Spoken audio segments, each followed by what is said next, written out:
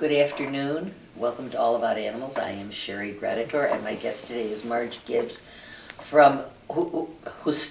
runs, who does pretty much everything for leash and collar dog training, and is without a doubt one of the finest trainers I've ever met in my life. But we're not talking about training right now. We're talking about canine influenza. And before we get into the topic, I do want to state that neither of us is a veterinarian, and that whatever information we've gathered, we've managed to gather, but we in no way want you to assume that this is veterinary advice, and if your animal is sick, or if you're concerned, or if you simply don't know and you need to ask, you need to talk to a licensed veterinarian, your vet, who knows your animal and knows more about this disease than we do. Or certainly we hope so. Canine influenza has come into Chicago with a bang. At last count, I think it was 1,400 sick dogs, and 7 dogs had died, if I'm not mistaken.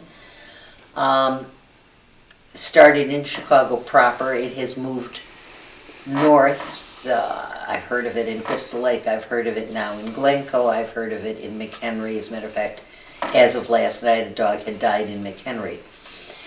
So we want to touch on some of the things going on with this influenza. And, you know, Marge, who has a training facility, is not working right now. And there's a reason. Marge, what's going on with regard to all of the areas where animals gather?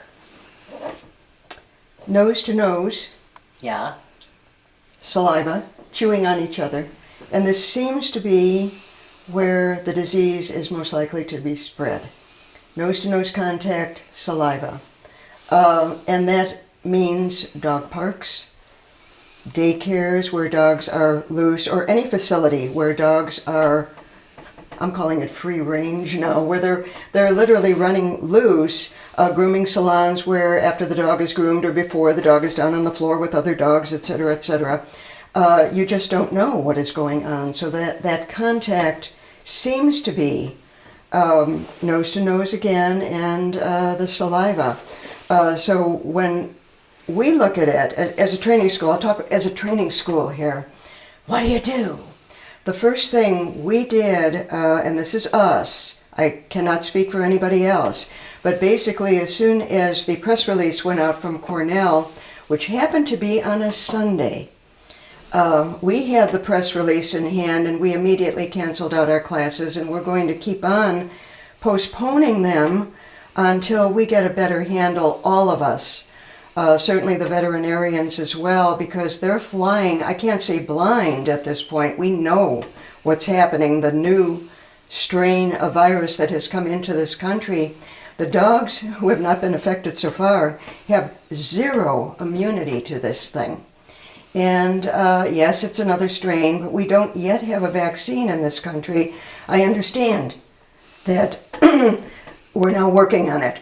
So I believe the company is pronounced Zoetis. I'm not quite sure how you pronounce it. Merck might have another vaccine in the works, but they have said nothing about that. I really don't know. But at least we're working on a vaccine for this right at the moment. And from what I'm reading, there are veterinarians who are vaccinating for flu right now with a vaccine that was designed for H3N8, which is the canine flu that's been around since, I believe, 2004 or 2006.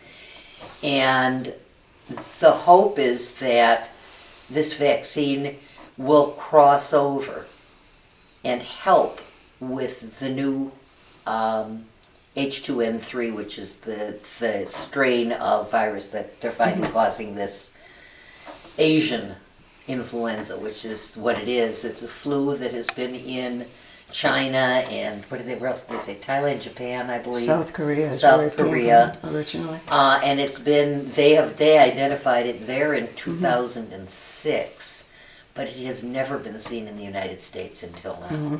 Which is why the animals are so vulnerable to it. Yeah, one thing that the media, and any place in the media, has not commented on that I have seen, and that is to make it clear that what I'm now calling the original flu in this country, the one that affected the greyhounds, the H2N8. basically, that is still out there. So we do have a vaccine for that little sucker. And I think it's a good idea, but you need to talk to your veterinarian because every pet is different as to is it a good idea, is it not, to really give that vaccine at that point.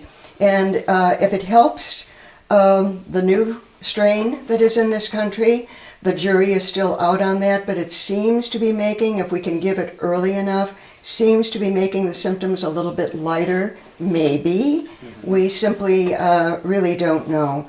And for me personally, for everybody out there, make sure that your vaccines are up to date on Bordetella and the parainfluenza as well. Absolutely. And equally frightening, and I find this very scary because it happened to me a couple of days ago. Met a woman who was walking her dog, and the dog came over to be social with my dog, and I very politely said, hey, I love you, and I know that Shuri loves you too, but right now I'd really like to keep some degree of separation here. And she said, oh, you don't have to worry about my dog. It's been vaccinated.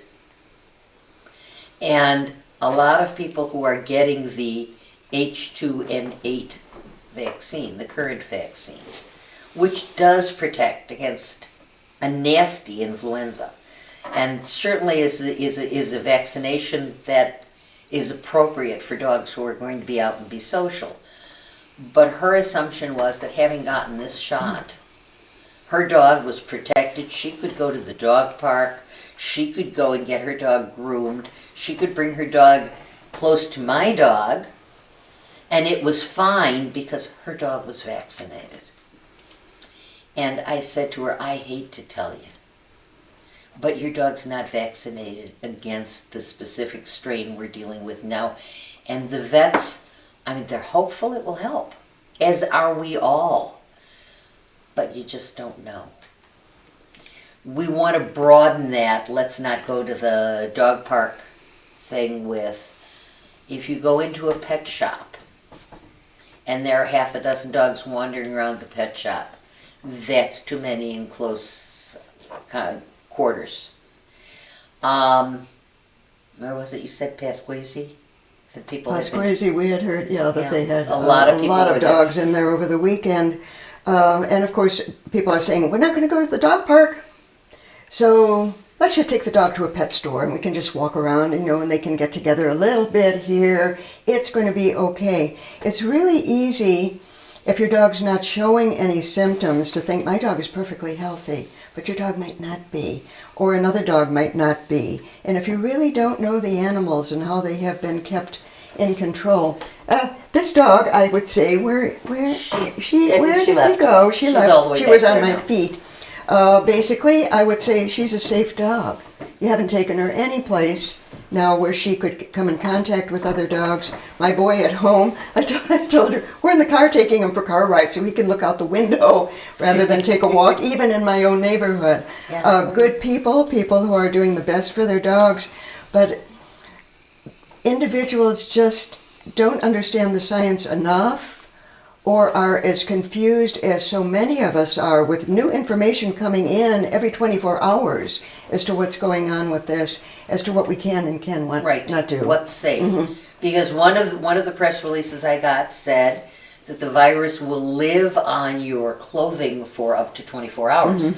So if a dog brushes against you, just brushes against your pant leg, and you come home and your dog sniffs that, and that dog was infected, you could be getting a disease. You're bringing it home. Bring it right into your own home. And the other thing that they tell us, which is also particularly concerning, is this flu shows no symptoms for the first 3 to 5 days after the dog is contagious. So you have a dog that's shedding viral, viral, whatever we want to call them, and has no symptoms at all. And people will say, well, look, here's my dog. He's not sneezing, he's not sniffling, he's not coughing, he's not febrile, he's acting perfectly healthy. And very frankly, what they say is that only 10 to 20% of the animals that get this flu are going to get really sick. Many of them have mild symptoms, and many of them have no symptoms whatsoever. But they are carrying that virus, and they are sharing it with other animals. Symptoms, the early symptoms according to Cornell were coughing, lethargy, lack of appetite, nasal discharge, and trouble breathing. I mean, basically those are symptoms of half a dozen dog diseases.